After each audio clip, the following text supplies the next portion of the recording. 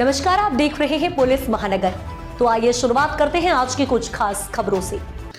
महाराष्ट्र में शरद पवार गुट के विधायक रोहित पवार ने इन दिनों पूर्व उप मुख्यमंत्री अजीत पवार के विमान हादसे में जांच पर सवाल उठाते हुए मोर्चा खोले हुए हैं। वे लगातार इस मामले में जांच और एफआईआर की मांग पर अड़े हुए हैं। इस बीच उन्होंने महाराष्ट्र नवनिर्माण सेना प्रमुख राज ठाकरे से मुलाकात की है।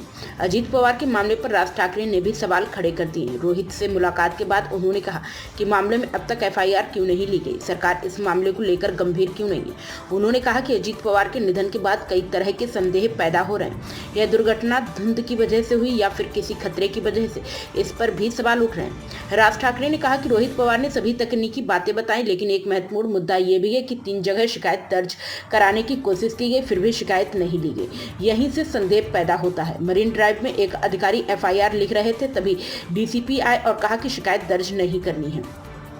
राज ठाकरे ने आगे कहा कि अगर उनके परिवार से कोई शिकायत दर्ज कराना चाहता है तो सरकार बाधा क्यों डाल रही है। सुनेत्रा वहनी, आप सरकार में है, राज्य में कहा जाता है कि कहीं भी एफआईआर दर्ज कराई जा सकती है, लेकिन जब एफआईआर दर्ज कराने गया व्यक्ति ही शिकायत नहीं दर्ज करवा पा रहा है तो इसमें ही कोई सवाल या सच छुपा है।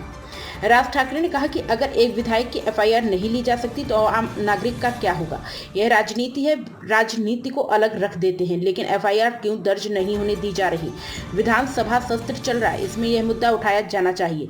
लोकसभा का सत्र भी चल रहा है, वहां भी राष्ट्रवादी के सांसदों को यह मुद्दा उठाना चाहिए। उन्होंने आगे कहा कि केवल भाषण और राजनीतिक टिप्पणियां की जा रही, कहा जा रहा है कि नया दौर शुरू हुआ है, लेकिन अजीत पर्व कभी खत्म नहीं होगा। उन्होंने आगे कहा कि एफआईआर होगी तो जांच करनी ही पड़ेगी। रोहित पवार ने कहा कि सोमवार को सुबह 11 बजे मैं मुंबई में प्रेस कॉन्फ्रेंस करूंगा। अगले दिन कहीं कोई दिक्कत या दंगा ना हो, इसलिए शरद पवार ने कहा कि यह कोई साजिश नहीं थी।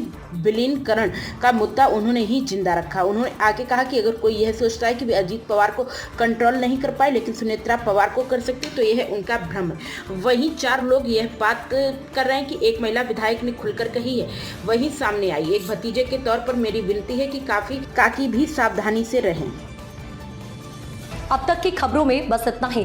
ऐसे ही खबरों के लिए बने रहें हमारे साथ। तब तक के लिए नमस्कार।